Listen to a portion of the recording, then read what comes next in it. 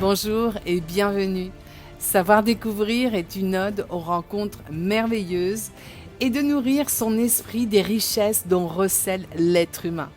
Aujourd'hui, je vous propose la rencontre avec l'humoriste Rachid Badouri. Le ton est donné.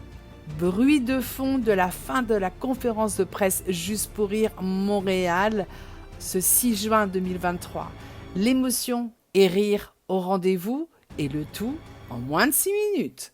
Bonne écoute! Aujourd'hui, je suis avec Rachid Badouri à la conférence de presse Juste pour rire, festival Juste pour rire à Montréal. Je suis très contente de te rencontrer. Nous sommes à la Place des Arts pour annoncer le festival Juste pour rire, 41e édition. Oui. Je suis avec Rachid Badouri, un humoriste très prisé en Europe, en France, mais aussi au Québec. Alors Rachid, parle-nous de ce que tu vas nous proposer. Ça a été annoncé qu'il y allait avoir une captation. Oui. À l'extérieur, mais également en salle, un show le 30 juillet. Exactement. Le show le 30 juillet, c'est une captation qu'on va faire pour un diffuseur. On ne peut pas encore dire c'est qui, mais il y aura aussi un show à l'extérieur, un show d'humour extérieur avec plusieurs artistes de la scène musicale et humoristique mélangés ensemble. C'est pour ça qu'on a appelé ça Juste pour chill, que tout le monde puisse avoir son pied là-dedans. Troisième spectacle. Les fleurs du tapis. Les fleurs du tapis. Oui. Oui. Le premier, Arrête ton cinéma. Oui. Le deuxième, Recharger. Oui. C'est comme ça que je t'ai découvert. Ah oui, en France peut-être, oui. Non. Ah, ici, d'accord. OK, cool.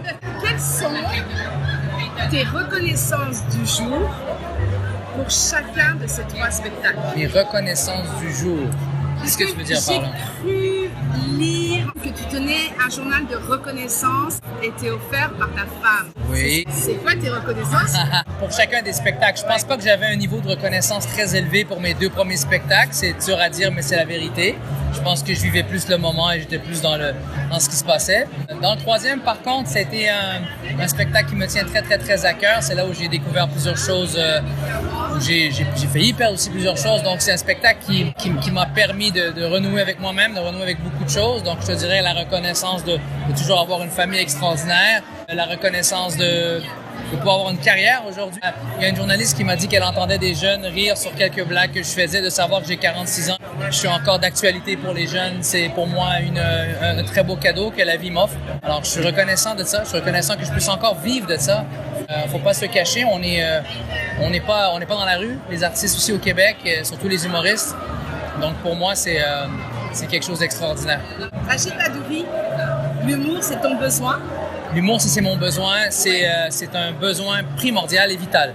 Si je ne fais pas rire ou je ne divertis pas dans les jours qui suivent, c'est un problème. Question en rafale. Oui. Rachid Badouri, si tu étais un personnage de un des trois spectacles, tu serais lequel et pourquoi? Une bonne question, ça. Si je serais un des personnages, je serais peut-être mon père.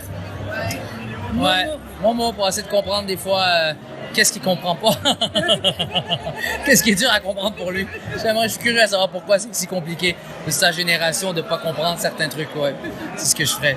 Si tu étais un film, tu serais lequel et pourquoi? Si j'étais un film, je serais Manchester by the Sea, avec le frère de Ben Affleck, Casey Affleck. Voilà ce que je serais. Parce que dans les pires des drames qu'on peut vivre personnellement, il y a toujours moyen de continuer à vivre. Peut-être pas complètement réparé, mais on peut vivre une vie assez équilibrée. Même si le plus pire des drames peut nous arriver. Pense au pire. Là. Surtout si t'es un parent. Pense au pire. Je serais ce film.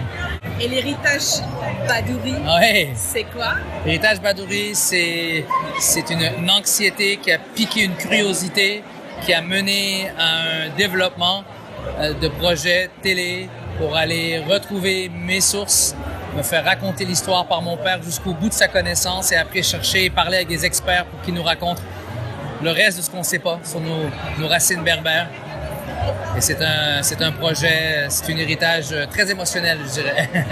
Rachid, oui. Si tu croisais le petit garçon de 10 ans que tu étais, qu'est-ce que tu lui dirais aujourd'hui? Oh là là, je lui dirais, écoute, cette facilité que tu as à divertir les gens, c'est dans la poche. N'essaie pas de savoir si tu l'as ou tu l'as pas, tu l'as. Maintenant, ce qui vient avec, c'est le travail. C'est ce qui va faire la différence entre toi et les autres. Écoute plus que tu parles. Ne fais pas la gaffe parce que tu vas le faire. Ne fais pas la gaffe de viser le succès comme un but à atteindre ou la popularité comme un but à atteindre, mais plutôt comme une récompense d'un travail bien fait. Voilà. C'est beau, hein? C'est pas de moi, c'est de niche. Non, c'est pas, comme dans le presse à New York, c'est pas de moi, c'est de niche. Jusqu'au bout, l'humour, le besoin vital. Exactement. Le vivant est en toi. Exactement. Grâce à l'humour. Ouais. Merci à toi, c'est vraiment beau, c'est une très belle question. Merci beaucoup. Retrouvez toute l'actualité de Rachid Badouri sur son site internet rachidbadouri.com et ses réseaux sociaux. C'était Sylvie Dubreuil au microphone. À bientôt.